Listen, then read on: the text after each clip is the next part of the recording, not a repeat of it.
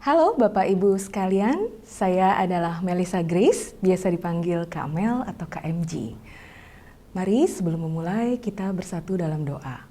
Demi nama Bapa dan Putra dan Roh Kudus, amin. Allah Bapa yang Maha Baik, terima kasih atas penyertaan-Mu pada keluarga kami. Berkatilah materi sesi.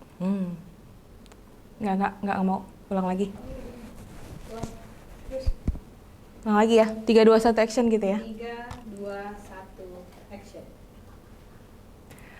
Halo Bapak Ibu sekalian, saya adalah Melissa Grace, biasa dipanggil Kak Mel atau KMG. Sebelum kita mulai, mari kita bersatu dalam doa.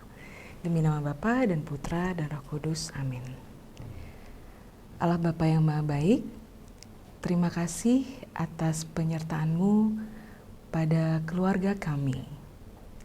Semoga sesi berbagi hari ini bisa memberikan manfaat untuk keluarga kami agar tetap menjadi keluarga yang penuh kasih, damai, dan sukacita, terutama dalam membimbing anak-anak remaja kami. Terima kasih ya Bapa, amin. Demi nama Bapa dan Putra dan Roh Kudus, amin. Halo, salam kasih untuk Bapak, Ibu, serta adik-adik remaja sekalian. Apa kabar? Semoga semuanya dalam kondisi sehat fisik dan mental ya.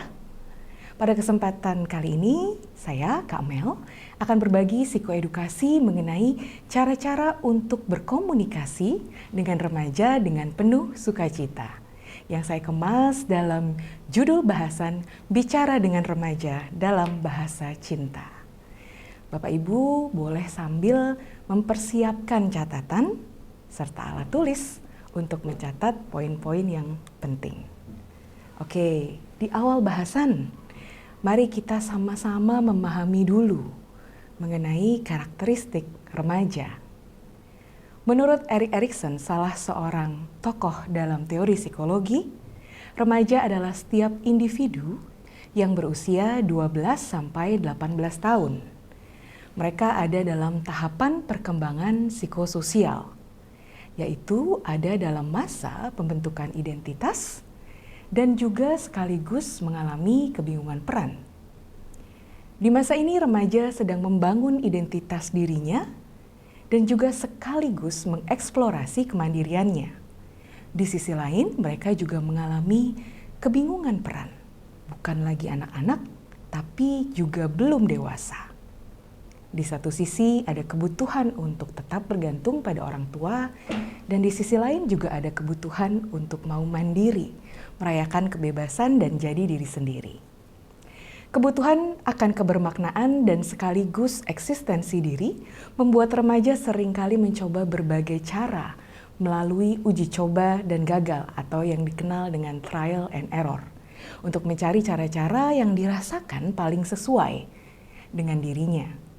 Nah, di masa inilah remaja mengembangkan kreativitasnya, memperluas pergaulannya dan mencari cara-cara yang mereka anggap paling sesuai untuk menemukan siapakah aku.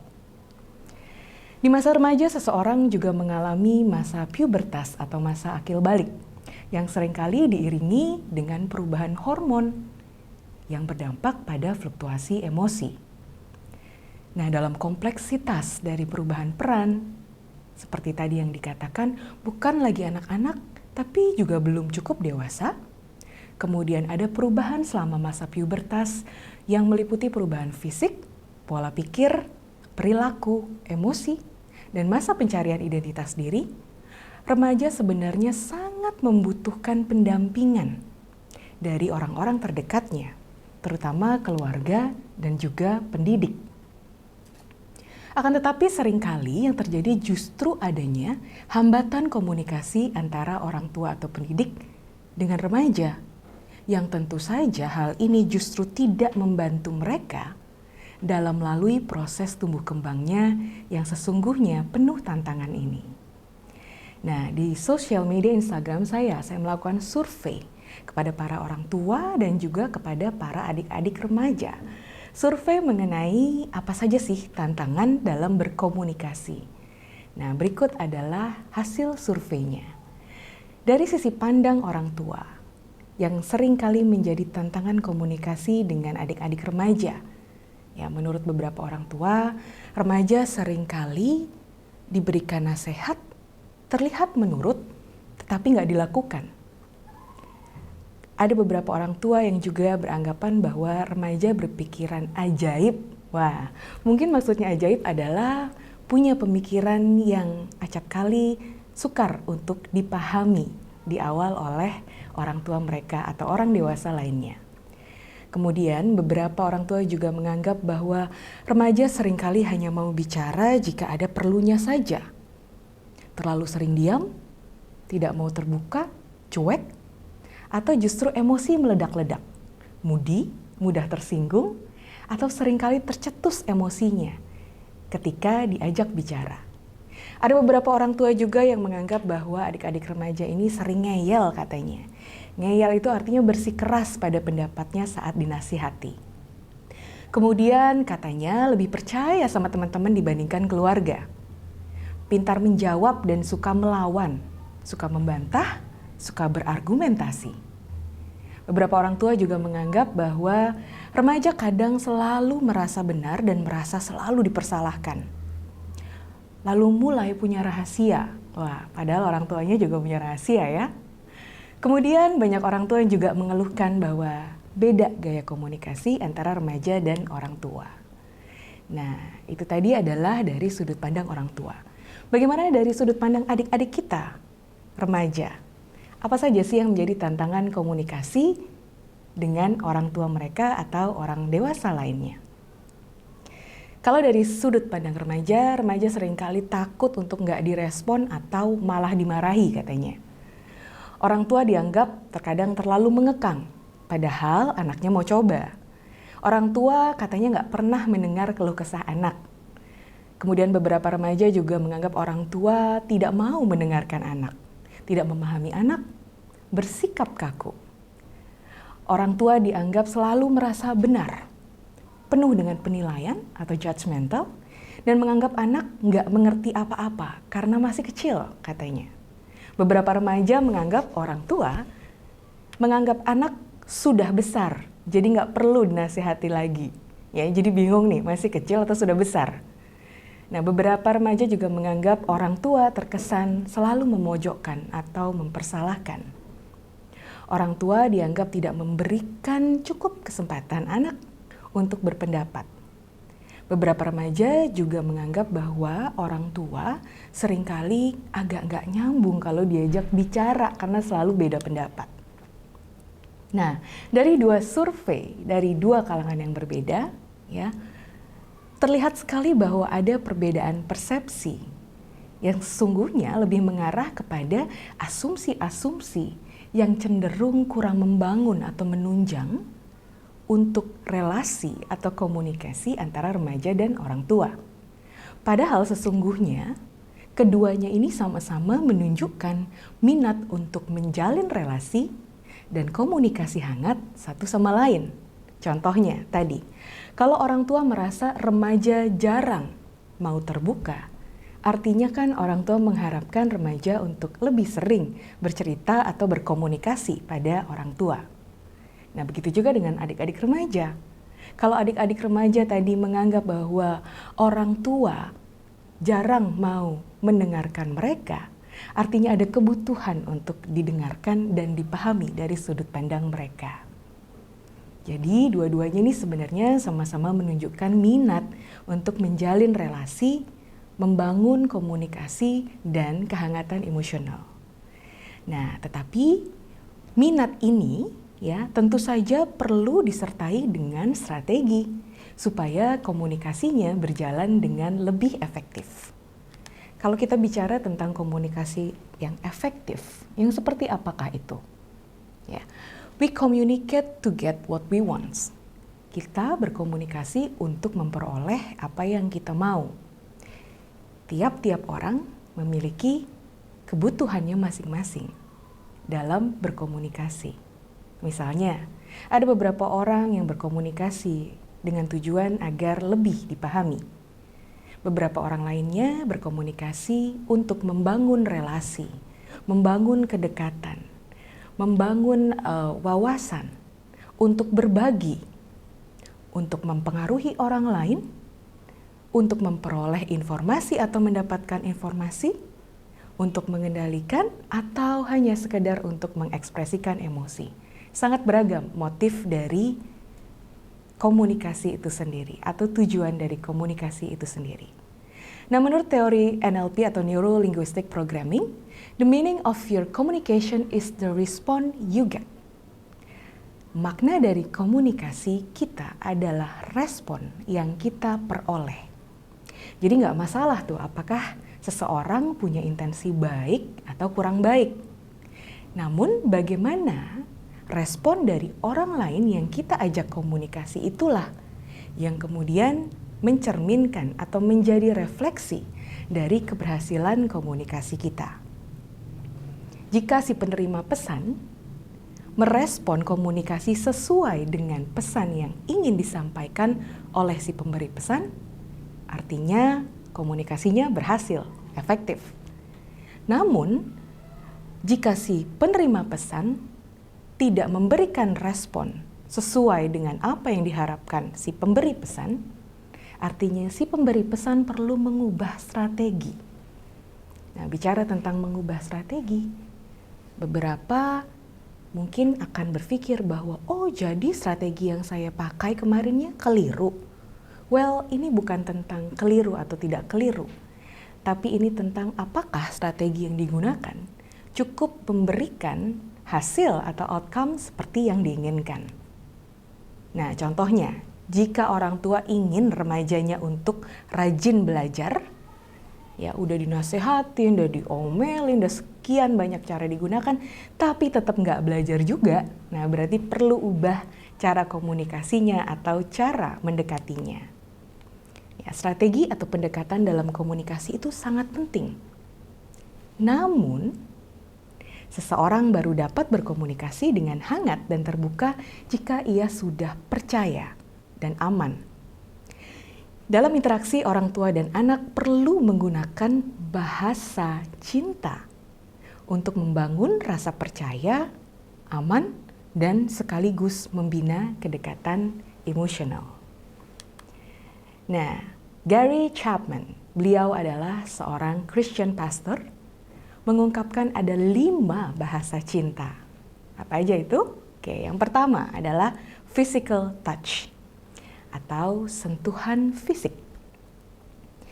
Bahasa cinta ini diwujudkan dalam bentuk sentuhan fisik. Sentuhan yang penuh kasih sayang penting untuk anak. Misalnya bisa diungkapkan dengan cara memeluk, menggenggam tangan, mengusap rambut, ya, atau sekedar memberikan sentuhan yang menenangkan. Biasanya anak-anak yang memiliki bahasa cinta dengan physical touch atau sentuhan fisik ini sangat peka terhadap sentuhan orang lain. Berikutnya adalah words of affirmation atau bahasa cinta yang diwujudkan dalam ucapan verbal, baik itu lisan ataupun tulisan. Jadi kalau lisan mungkin bisa diungkapkan secara langsung, tapi kalau tulisan mungkin bisa diwujudkan dalam bentuk notes, kartu, dan sebagainya. Nah, words of affirmation bisa diwujudkan bukan hanya dengan pujian, ya. Kalaupun harus memberikan pujian, justru tidak boleh menjadi pujian yang berlebihan, melainkan gunakan kalimat-kalimat yang menguatkan, yang suportif, dan terlihat bahwa Anda memahami kebutuhan anak Anda. Jikapun harus diberikan pujian, hendaknya pujian fokus pada perilaku anak. Misalnya, Mama bangga deh karena kakak sudah berniat untuk membantu Mama. Atau misalnya, Mama terima kasih ya karena adik sudah rajin belajar selama 1 semester ini. Jadi fokus pada perilaku anak. Nah, anak-anak yang memiliki bahasa cinta seperti ini juga peka terhadap perubahan nada suara. Jadi bukan hanya kontennya yang penting atau isi dari kalimatnya, tetapi juga bagaimana Anda mengungkapkannya, bagaimana Anda berkomunikasi. Kemudian gunakan juga nada dan volume suara yang lembut, yang bisa menenangkan dan membuat suasana menjadi rileks. Yang selanjutnya, bahasa cinta dengan memberikan waktu yang berkualitas atau quality time. Dengan memberikan waktu yang berkualitas, orang tua sebenarnya memberikan hadiah yang amat sangat berharga untuk anak-anaknya, yaitu hadiah tentang keberadaan atau kehadiran orang tua secara menyeluruh dan utuh. Hal ini bisa dilakukan dengan melakukan aktivitas bersama remaja yang melibatkan kebersamaan dan membina komunikasi serta kedekatan emosional. Misalnya, diskusi santai mengenai hal-hal yang diminati oleh remaja. Lakukan dengan eye contact atau saling pandang. Tapi hati-hati ya, jangan juga kemudian jadi terus-menerus memandang ya, karena tatapan yang terus-menerus itu bisa juga jadi terkesan intimidatif buat orang lain. Nah, kemudian pada saat ngobrol atau menjalani waktu bersama anak, ya, sebisa mungkin hindari penggunaan gadget, sehingga anak merasa bahwa kehadirannya benar-benar dihargai. Kemudian libatkan remaja dalam membangun rutinitas. Bahasa cinta yang selanjutnya adalah give atau dengan pemberian. Anak belajar bahasa cinta dengan memberi dan menerima. Nah, bahasa cinta ini juga sangat mementingkan bahasa tubuh Anda pada saat Anda memberikan hadiah tersebut. Dan bukan hanya itu saja, melainkan juga intensi atau niat dalam memberikan hadiah tersebut. Ini bukan tentang seberapa mahal barangnya, tetapi bagaimana anak bisa memfokuskan perhatiannya pada kegembiraan pada saat mereka menerima bahasa cinta dari orang-orang yang mereka kasihi. Tapi jangan berlebihan juga ya, supaya anak tetap bisa menghargai pemberian orang lain. Yang selanjutnya adalah bahasa cinta dengan cara melayani. Konsepnya adalah dengan melakukan sesuatu untuk orang yang Anda kasihi. Meski dalam proses parenting, orang tua tidak boleh melakukan hal ini secara berlebihan ya. Karena remaja juga perlu tetap belajar untuk melakukan segala sesuatunya dengan mandiri. Orang tua bisa membantu remaja untuk memfasilitasi mereka dalam menyelesaikan permasalahannya. Namun saat mereka siap, mereka bisa diajarkan, dilatihkan untuk dapat melayani diri sendiri dan juga melayani orang lain. Nah, contohnya dalam berdiskusi untuk mencari solusi atau persoalan, ya, mencari solusi atas persoalan maksudnya, orang tua bisa membantu remaja untuk melihat berbagai alternatif atau sudut pandang yang memungkinkan, beserta konsekuensi jangka pendek ataupun jangka panjangnya. Kemudian memberikan kesempatan remaja untuk memilih pilihannya sendiri. Nah, itulah tadi jenis-jenis bahasa cinta menurut Gary Chapman. Nah, sekarang bagaimana strateginya untuk bisa bicara dengan remaja dengan menggunakan bahasa cinta? Yang pertama, kenali dulu bahasa cinta remaja Anda. Bahasa cinta tiap-tiap individu adalah berbeda-beda tentunya. Anda dengan pasangan Anda memiliki bahasa cinta yang berbeda mungkin. Begitu juga dengan anak-anak Anda, sekalipun itu adalah anak kembar, karena setiap manusia adalah unik. Nah, untuk dapat berkomunikasi secara efektif, terlebih dahulu kita perlu memahami bahasa dan gaya komunikasi anak-anak kita. Caranya dengan apa? Pertama, dengan amati atau observe. Bagaimana anak-anak Anda mengekspresikan cinta kepada Anda? Contohnya, ada beberapa anak yang gemar mengekspresikan rasa cinta dengan cara memeluk. Oh, itu berarti bahasa cintanya adalah physical touch. Yang selanjutnya, perhatikan apa yang biasa dikeluhkan oleh anak Anda. Misalnya, Mama Papa nih nggak pernah nih mau bantuin aku. Nah, ini berarti anak Anda mengharapkan adanya bahasa cinta Anda untuk bisa melayani atau membantu mereka dalam menyelesaikan persoalannya. Selanjutnya, dengarkan juga hal-hal yang sering diminta oleh anak Anda. Contohnya, kalau anak Anda sering mengatakan pada Anda, "Mah, Pah, aku udah bisa main gitar loh." Nah, ini kemungkinan anak Anda membutuhkan bahasa cinta, words of affirmation, ya, kata-kata yang merupakan afirmasi atau penguatan. Atau misalnya, "Mah, Pah, temenin aku berenang dong." Nah, ini berarti anak Anda menggunakan bahasa cinta quality time. Dengan memahami bahasa cinta remaja Anda, memungkinkan Anda untuk memahami kebutuhan dan dapat bicara dalam bahasa mereka. Strategi yang kedua, dengarkan tanpa menghakimi. Seringkali kita mendengar untuk menjawab, atau kita mendengar untuk waspada terhadap pertanyaan apa nih yang akan diberikan selanjutnya. Nah, untuk mendengarkan dengan tulus ya, dan aktif, diperlukan niat dan minat untuk benar-benar melakukannya. Cobalah lebih banyak mendengar hal-hal yang ingin disampaikan oleh remaja Anda, tanpa terlebih dahulu menghakimi. Hindari tuh penggunaan kata-kata seperti, "Kamu tahu apa sih? Ayah lo yang lebih tahu." Nah, untuk bisa bercerita dengan terbuka, seseorang perlu terlebih dahulu merasa nyaman dan percaya. Ya, bagaimana seorang anak mau merasa nyaman dan percaya kalau setiap perkataannya selalu diikuti dengan kritik dari orang tua? Ya, nanti kalau cerita lagi dikritik lagi. Ya, padahal kritik jika disampaikan dalam cara yang tidak sesuai bisa dimaknai sebagai penolakan oleh anak Anda. Jadi, orang tua perlu menunjukkan minat pada obrolan remaja. Sekalipun mereka tampaknya memiliki pendapat yang bertentangan dengan Anda, coba untuk tetap melihat sisi positif dari apa yang dibicarakan.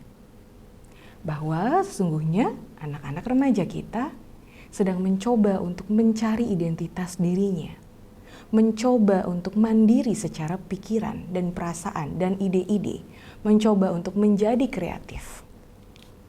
Nah, jikapun ada tadi pendapat-pendapat yang berbeda, jangan berasumsi buruk terlebih dahulu. Asumsi negatif bisa mencegah Anda untuk benar-benar memahami apa yang ingin disampaikan oleh anak Anda. Mencegah Anda untuk benar-benar memahami apa kebutuhan dari anak Anda. Nah, beda pendapat tuh bukan berarti anak Anda membenci Anda secara personal, tetapi hanya berbeda sudut pandang.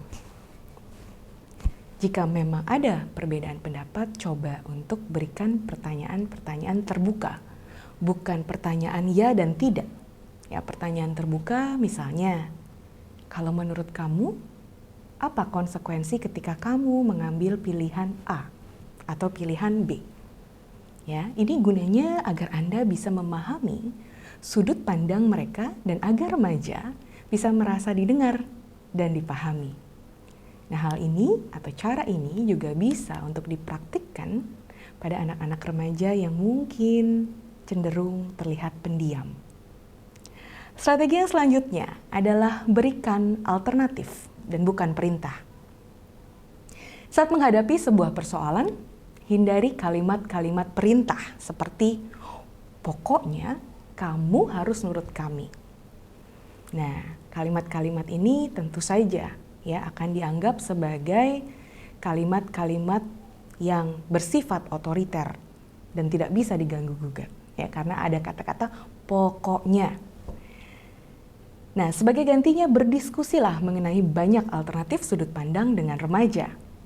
Beri kesempatan remaja untuk memiliki kemampuan fleksibilitas berpikir dengan melihat pro dan kontra, sisi positif dan sisi negatif dari satu hal. Mempertimbangkan konsekuensi jangka pendek dan jangka panjang sebelum akhirnya menentukan pilihan. Nah, yang perlu diingat adalah bahwa tugas orang tua bukan menyediakan jawaban atas semua pertanyaan remaja, tetapi memfasilitasi agar remaja memiliki keterampilan hidup untuk menemukan jawaban dari persoalan hidupnya sendiri. Oke, yang selanjutnya. Strategi yang keempat adalah fokus pada value, nilai atau kebermaknaan dari sebuah perilaku. Ada kalanya memang orang tua perlu mengarahkan remaja untuk mempertimbangkan pilihan-pilihan yang terbaik. Nah, di saat seperti ini, sikap orang tua sebaiknya bukan mengkritisi perilaku keliru remaja secara berlebihan, melainkan berilah makna dari perilaku yang dianggap sesuai. Misalnya, saat kamu bertanggung jawab terhadap konsekuensi dari pilihan kamu sendiri, kamu tuh sesungguhnya bisa melatih kedewasaan diri loh. Jadi diberikan makna atau value dari perilaku apa yang diinginkan untuk muncul. Yang kelima, nah ini yang paling menantang nih. Karena kita perlu tetap tenang dalam situasi yang menantang. Saat ada perubahan atau gejolak emosi remaja, pahami bahwa mereka sedang ada di masa usia yang memang sedang mengalami perubahan-perubahan hormon terkait dengan masa pubertas mereka yang kadangkala mempengaruhi emosi mereka. Jadi, jangan terlalu cepat dulu berasumsi negatif atau take that personally, memasukkan ke dalam hati. Nggak selamanya loh emosi-emosi tersebut ditujukan kepada Anda atau disebabkan karena Anda. Melainkan pahami bahwa anak-anak remaja Anda perlu belajar dari Anda sebagai role model atau contoh yang nyata untuk mengelola emosinya dalam percakapan yang tidak terlalu nyaman. Kan sebenarnya inti dari komunikasi yang dekat dan hangat adalah seperti itu ya. Kita bukan hanya diharapkan untuk bisa berkomunikasi mengenai hal-hal yang nyaman atau yang menyenangkan, tetapi juga kita diharapkan untuk bisa tetap berkomunikasi dengan nice, dengan baik, dengan sopan, dan penuh rasa hormat. Sekalipun topik atau isi pembicaraannya tidak terlalu nyaman. Ya, jadi kalau orang tua menginginkan remaja untuk tidak memotong pembicaraan, tidak meninggikan nada suara pada saat bicara dengan orang tua. Nah, orang tua perlu memodeling atau mencontohkan perilaku tersebut. Jika situasi benar-benar nggak nyaman nih ya untuk kedua belah pihak, boleh kok dihentikan dulu percakapannya untuk kemudian dilanjutkan kembali jika memang semua pihak sudah siap. Yang perlu diingat adalah ikatan emosional antara orang tua dan remaja adalah hal yang paling penting. Yang terakhir adalah walk the talk. Lakukan apa yang Anda inginkan anak Anda untuk lakukan. Orang tua sesungguhnya bisa mempengaruhi atau memberikan pengaruh pada perilaku remaja dalam berbagai bentuk dan tingkatan. Seringkali remaja belajar untuk bersikap dari apa yang dilihat, jadi bukan cuma apa yang didengar. Orang tua perlu menjadi contoh nyata atau role model untuk anak-anak remajanya. Ya, jadi kalau orang tua menginginkan anak-anak remajanya untuk bersikap terbuka dan jujur, orang tua juga perlu bisa mengkomunikasikan perasaan-perasaannya kepada anak secara jujur. Jangan kemudian mengharapkan anak untuk bersikap jujur, tapi terus misalnya, coba dong tolong angkatin telepon mama. Nanti kalau ada telepon dari si tante ini bilang ya mama nggak ada. Nah, itu menjadi double value ya. Ada nilai ganda yang diterapkan ya. Fokuslah pada nilai-nilai dan lakukan itu secara konsisten agar anak Anda bisa mempelajari perilaku mana yang sesuai dan mana yang tidak sesuai. Intinya dalam komunikasi antara orang tua dan remaja perlu saling memahami kebutuhan, negosiasi, menghargai dan tetap bicara dalam bahasa cinta. Oke, Bapak Ibu sekalian, demikianlah paparan materi singkat dari saya. Semoga bisa bermanfaat. Jika ada hal-hal yang ingin ditanyakan lebih lanjut, Bapak Ibu bisa menuliskan komentar di postingan pada sosial media Instagram saya @melissa_grace. Ejaan awalnya double L dan double S ya. Atau bisa juga menuliskan komentar di YouTube channel saya di Melissa Grace Official. Terima kasih atas kebersamaan selama kurang lebih 30 menit ini.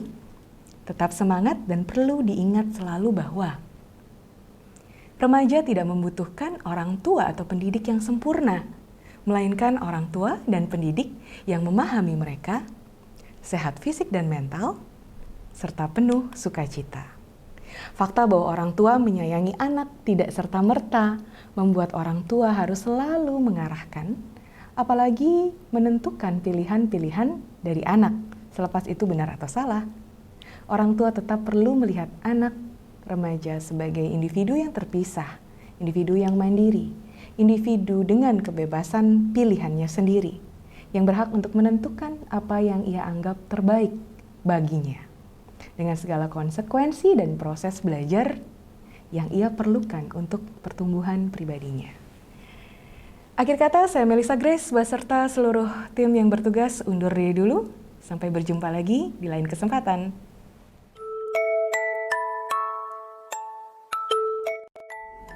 Mari kita daraskan doa keluarga. Dalam nama Bapa dan Putra dan Roh Kudus. Amin. Allah yang Maha Penyayang, Engkau selalu memelihara kami dengan kasih, memberikan kami banyak saudara dan sahabat untuk kami perhatikan dan kasihi. Ketika kami bertemu dengan sesama, Engkau mengajak kami untuk memahami dengan bersikap toleran dan menerima tanpa melihat perbedaan di antara kami semua. Engkau memberi pengertian kepada kami tentang sesama yang selalu mengisi cerita iman kami. Engkau hadir dalam kebersamaan dan empati, supaya kami dapat mengembangkan kasih itu pada siapa saja. Jadikanlah persaudaraan kami menyemangati dan mendukung. Berikanlah kami selalu hati yang gembira, agar bertetangga menjadi asik dan menyenangkan, dan persaudaraan kami saling menguatkan. Dalam masa Advent ini, buatlah kami semua bersaudara, bersemangat persatuan dalam kebinekaan, agar kami dipenuhi dengan sukacita, menyambut Natal akan menjelang. Keluarga Kudus, doakanlah kami. Amin. Dalam nama Bapa dan Putra dan Roh Kudus. Amin.